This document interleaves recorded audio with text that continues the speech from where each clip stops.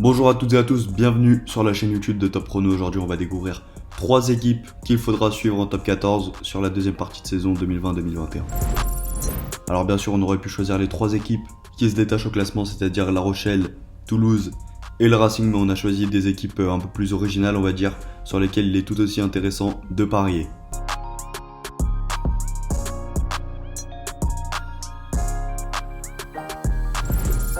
La première équipe qu'on va analyser, c'est le Stade Français. Alors c'est vrai qu'ils ont fait une saison 2020 assez catastrophique. Pour rappel, ils étaient derniers à l'arrêt du championnat, mais là ils réalisent une première partie assez solide, malgré un début assez laborieux. C'est vrai que c'est une équipe qui a été très touchée par le Covid, avec beaucoup de joueurs absents en début de saison, des matchs annulés ou reportés. Mais à mon avis, c'est un bon groupe qui s'est créé, qui s'est soudé dans la douleur, et ça les aide maintenant qu'ils jouent des gros matchs pour le haut du tableau. Au niveau des performances, ils ont commencé la saison assez doucement, avec une défaite à domicile face à Bayonne, une défaite à Clermont, même si c'est vrai que Clermont ça jouait très bien à cette époque, mais surtout une défaite déclic face au Racing dans le derby, une défaite déclic parce qu'après ça ils ont enchaîné 3 excellents matchs, 2 énormes victoires, la première contre Toulouse qui ils ont mis 50 points, et la deuxième face à La Rochelle, le leader qui était sur une série de 5 victoires consécutives qui était tombé à Jambouin, donc ça c'était vraiment une très bonne performance pour les hommes de Gonzalo Quesada. Ils ont ensuite confirmé contre Bordeaux avec une belle victoire et un match bien maîtrisé avant d'aller perdre d'1 point à Lyon. Alors perdre d'1 point à Lyon pour le Stade Français, c'était un plutôt bon résultat au vu des saisons précédentes. C'est un terrain où ils ont souvent pris des raclés, mais ça reste une défaite et un déplacement duquel ils auraient pu ramener 4 points, donc c'est assez décevant de ce point de vue là. Après ça, ils ont continué sur leur lancée, sur leur bonne série à domicile avec une victoire face à Toulon avant de chuter une nouvelle fois à l'extérieur, c'était à Pau. C'est là le défaut du Stade Français, c'est les matchs à l'extérieur. Ils sont passés à côté de pas mal de points là, dans ces 2 matchs, face à Lyon et face à Pau, où ils échouent tout près du but. Et c'est ce qui leur manque d'ailleurs pour rivaliser avec le très haut, le top 3 Racing, La Rochelle, Toulouse. C'est un peu plus de constance dans les résultats à l'extérieur.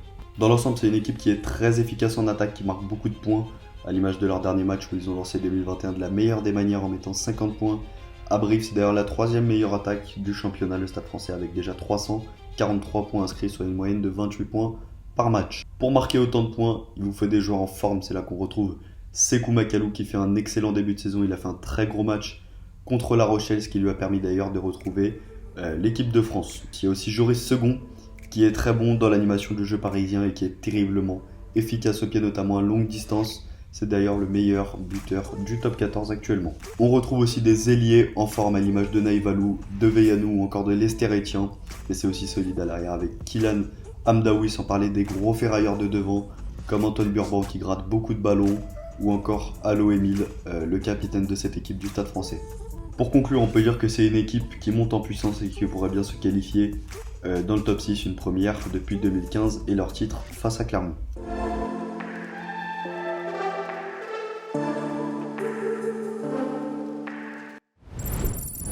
La deuxième équipe qu'on va rapidement analyser, c'est l'Aviron Bayonnais, qui est une des équipes du bas de tableau les plus solides à domicile. On a vu ça lors de leur succès contre Clermont en début de saison, puis contre Toulon et contre Montpellier. Dans ces victoires, Bayonne est une équipe qui maîtrise son jeu, qui joue bien au rugby. Ils alternent la possession, la pression, ils savent jouer avec leurs 3 quarts aussi, ils prennent pas mal de risques et ça leur réussit puisqu'ils arrivent à rivaliser avec des grosses équipes, du moins à domicile. Jusque là, sur leurs 6 défaites en top 14, il y en a 4 contre des équipes du top 6, qui prouve que c'est vraiment la meilleure équipe du bas de tableau, qui perd très rarement contre des équipes aussi bien classées qu'elles, voire moins bien classées qu'elles. Malgré une entrée en matière difficile face à Brive, les Bayonnais ont été très bons sur les matchs face à leurs concurrents directs, avec 2 victoires sur 3 matchs disputés. C'est une équipe qu'on verra sûrement rentrer dans le top 10 si Montpellier ne remonte pas trop fort, et surtout s'ils corrigent leurs problèmes en défense, parce que malgré leur bonne combativité et toute l'envie qu'ils mettent dans le combat, ils prennent beaucoup trop de points. C'est la 3e équipe qui en prend le plus derrière Agen et Brive. Paradoxalement, c'est une équipe qui est très disciplinée, avec seulement 13 cartons jaunes et 0 carton rouge encaissé, soit le 3e meilleur total du top 14, malgré le fait qu'il n'ait pas souvent le ballon et qu'il soit souvent amené à défendre. Alors maintenant, les hommes en forme du côté de l'Aviron Bayonnais, on les a facilement remarqués. Sur ce début de saison, c'est bien évidemment le trio arrière Germain, Luc et Ravouvou. Malgré des très bons joueurs devant à l'image du capitaine Jean Monribaud, c'est bien eux qui se démarquent. Dans ce trio, on a 3 joueurs qui ont vraiment des qualités différentes à l'image de Gaëtan Germain qui est excellent au pied. C'est le 4ème meilleur buteur du top 14. Il y a aussi Emeric Luc qui relance très bien les ballons. Et puis évidemment Ravouvou qui conclut très bien les offensives bayonnaises puisque c'est l'un des meilleurs marqueurs du top 14. On retrouvera donc sûrement l'Aviron bayonnais dans le top 10 s'il reste aussi régulier à domicile d'ici la fin de la saison. Mais attention quand même au Covid qui a fait reporter plusieurs matchs au Bayonnais qui risquent de manquer de rythme sur la phase retour de cette saison 2020-2021.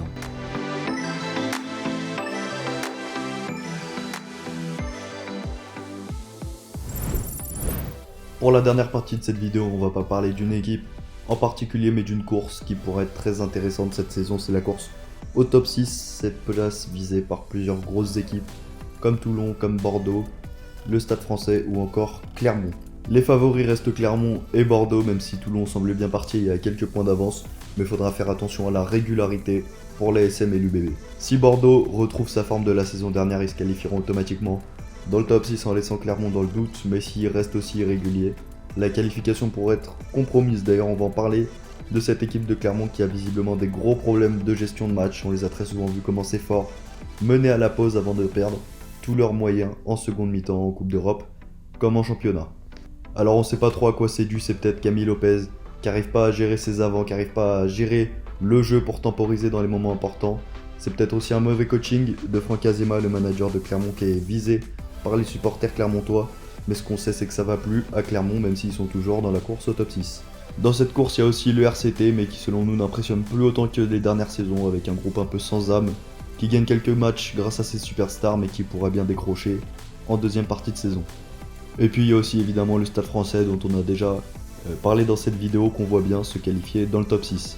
Cette dernière partie amène la question du jour. Selon vous, quelle équipe se qualifiera dans le top 6 et jouera les phases finales cette année? On vous laisse répondre dans les commentaires et on regardera tout ça.